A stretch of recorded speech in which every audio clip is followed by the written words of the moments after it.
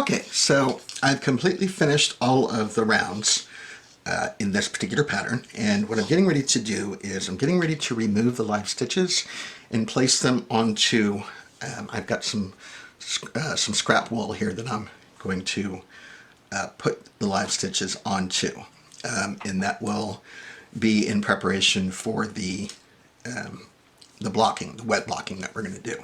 So I've got obviously 6 of these, one for each side, and all I'm going to do is just put them onto a tapestry needle. It's the one that I use predominantly. It's got a little bend in it. It should be a blunt tip because you don't want to accidentally split any of the stitches when you're moving them onto this particular stitch holder, which is the yarn. So all I do is I just go down and one by one I just transfer the stitches off of the needle and onto the needle, or the sewing needle. Okay, so I will come back when I have completed this and show you what it looks like.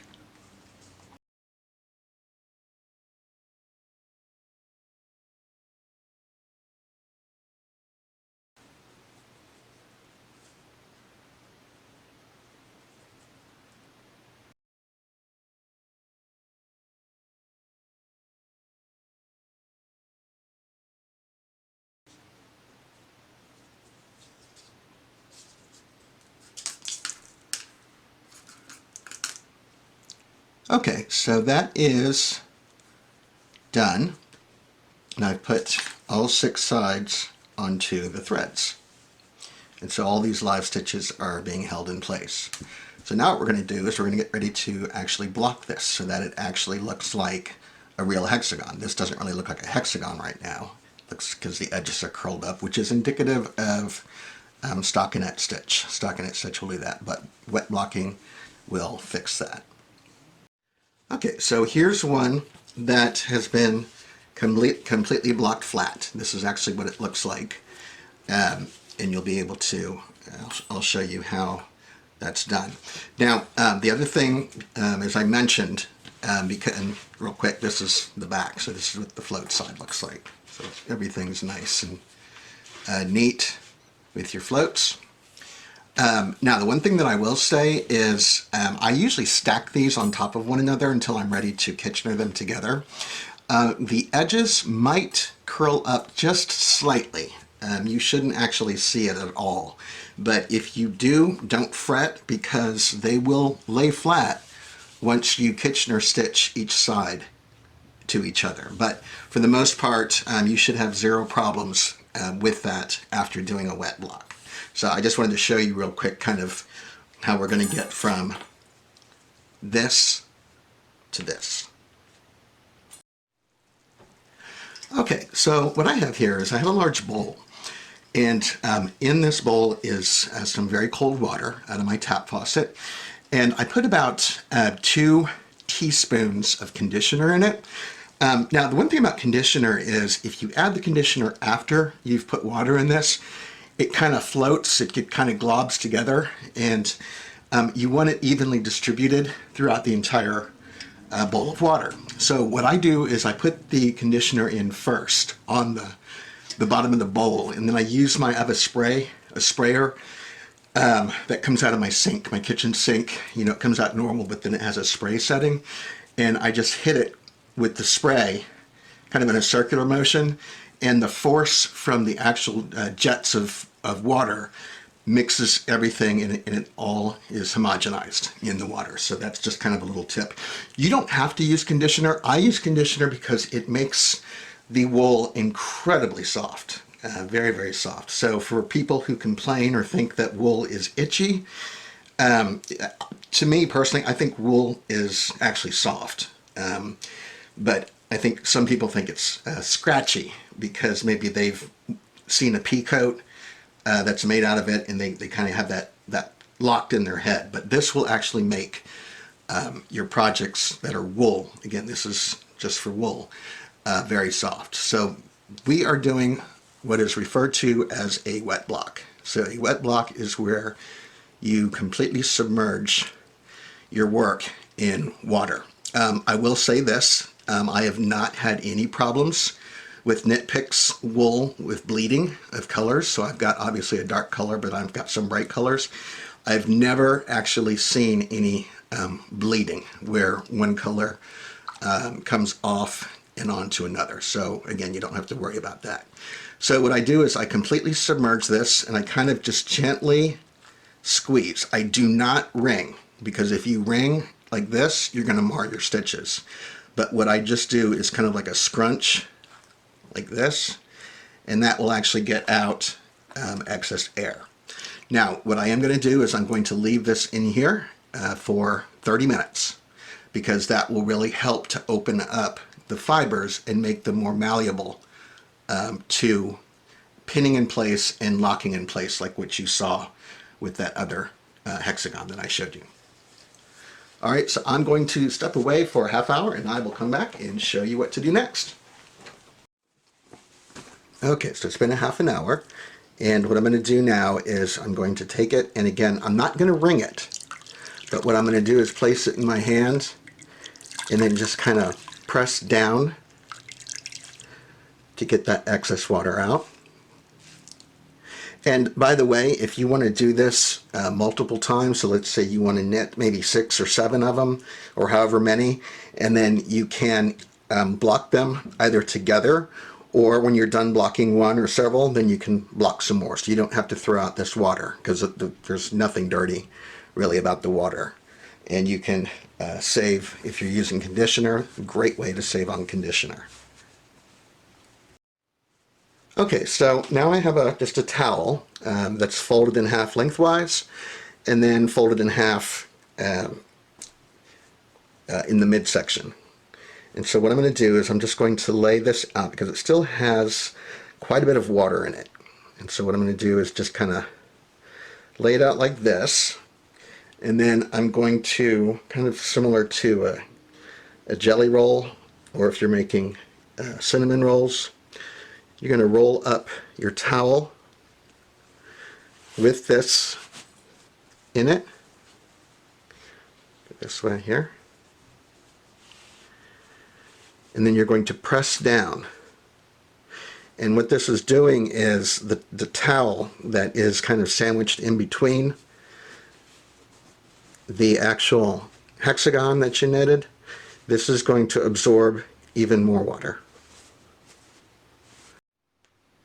Okay, so what I have here, this is a blocking mat, or it's not really a blocking mat. This is actually for children. I found this at the store. I actually went to a Walmart's, and they have a pack of, I believe it's 40 of these for like $15 or 14 something, but it's around $50. It's an excellent investment. And what I ended up having to do was put 4 together and then kind of use this right here as my center point. Now, what I did was I took a piece of scrap paper and actually made an equilateral triangle that is 6 inches by 6 inches by 6 inches. So that's why it's called an equilateral, is because all sides are equal in length. And there are 6 equilateral triangles in a hexagon. So if you were to lay one out and then kind of mark at the top of each one, and then take that and then move it over, and then again mark your corners, and I just kept doing that. And then after marking all the corners with this equilateral triangle, then I drew all the sides together. So the length of this is from point to point, point to point like this. This is 12 inches. And then from side to side, the measurement is around 10.75, so like 10 3/4 of an inch. And I do apologize for not having the centigram measurements for you, but at least if you have a calculator that can convert, or if you go online and find one, you can convert those 2 measurements into metric for the centimeter. So these squares right here measure 12 to 12 from the teeth, And so I didn't want to have teeth that didn't have material in it. So that's why I ended up having to go with, I need a bigger area. So that's why I ended up putting 4 of these together and then doing that. Now what you can end up doing is, because there's enough of them, you can actually lay them all out like on the floor or on a bed that you're not using eventually when you block the entire Afghan, or if you want to block larger sections before sewing them together, you can do that. Safi, stop that. Safi. I'm sorry, I'm cat sitting for my daughter, and she's trying to get at the curtains. Okay, so I took my hexagon out from the towel that it was rolled in. So right now it's fairly damp, and that's good because we want to actually dry it while it is damp. That way it kind of locks into place. Now what I use, I've got some double point needles here. I got these online, but these are gorgeous, wonderful needles. These are 16 inches long. It seems like it's some sort of aluminum. It's very, very smooth. And I've used them before and they do not rust. So that's what's nice. So these are number 2s in 16 inches. And what I'm going to do is I'm going to put the live stitches onto this needle at this time. I'm going to put, I've got 6 of these. And so I'm going to put 6 of these, 1 for each side, and I'm just going through and then just putting these, slipping these stitches on. Now if you notice the red thread that I put on or put through them, I still actually am going to keep that in, because eventually once this dries I am going to remove these aluminum needles that I'm putting in, because the only purpose they have at this moment is to help in the blocking process. So what I'm going to do is I'm going to put all 6 sides onto these needles, and then I'll come back and show you what to do next. Okay, so I've got all my needles on, and what I did was I spread the stitches out roughly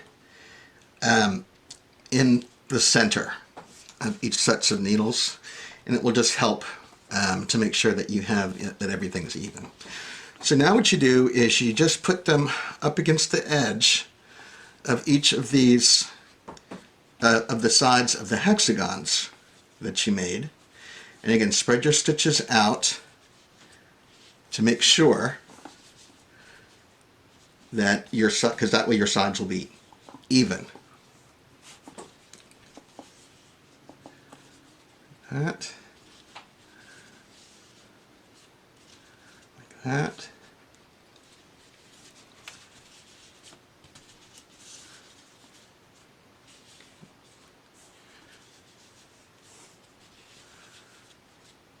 Like that. Okay, so now what we're going to do is I've got some T-pins.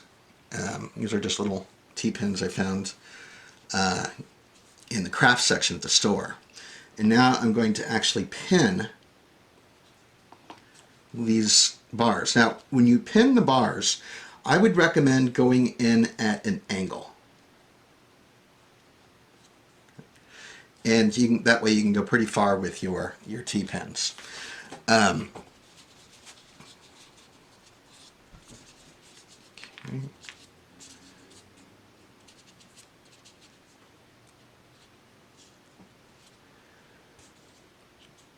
And we've got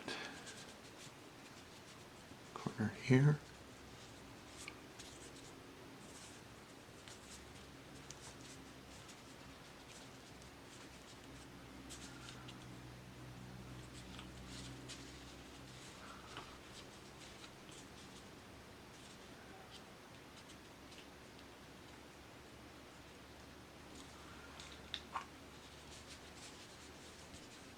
Now, I would recommend to not try and carry this around once you have put your pins in, because the pins may just barely poke through the other side, and that could really scratch and cause you an injury. You don't want that with these.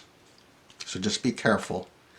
And then what I'm going to do is I'm going to put pins kind of in the midway point of each of the hexagons, because what you're essentially doing is you're stretching your hexagon so that it will actually dry in this particular shape. And then let's see here, I think I've got two more.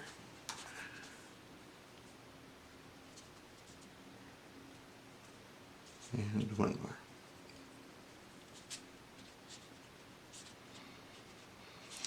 Okay, so if you noticed before I did this, this centerpiece was just pooped up a little bit, just barely. But by stretching your hexagon to the dimensions that you want, this will now dry flat. I would recommend letting this set or dry for at least 48 hours. You can also speed that up if you set a fan next to it that kind of blows air across. That will also aid in drying this quicker. So, but otherwise, I usually just set this in my spare bedroom on my spare bed, and that way it's not touched by anything or bothered. And I'm looking directly at my daughter's cat when I say that. Okay, so that is how you make a hexagon for the Persian Dreams blanket. I wanted to put this out there again just to kind of recap, because I didn't find many videos on the topic. There were a couple out there, but nothing in depth to kind of walk you all the way through. I will actually have an addendum to this video on how to actually seam your edges or your sides to one another using the Kitchener stitch. So that will actually technically be the very last thing that you have to do with regard to making this pattern. Thank you so much for watching, and please do subscribe to my YouTube channel, and also please feel free to provide comments and feedback. I welcome all of it, and I do reply to all of them too. Thanks for watching again, and happy knitting from Club Kid Knitter.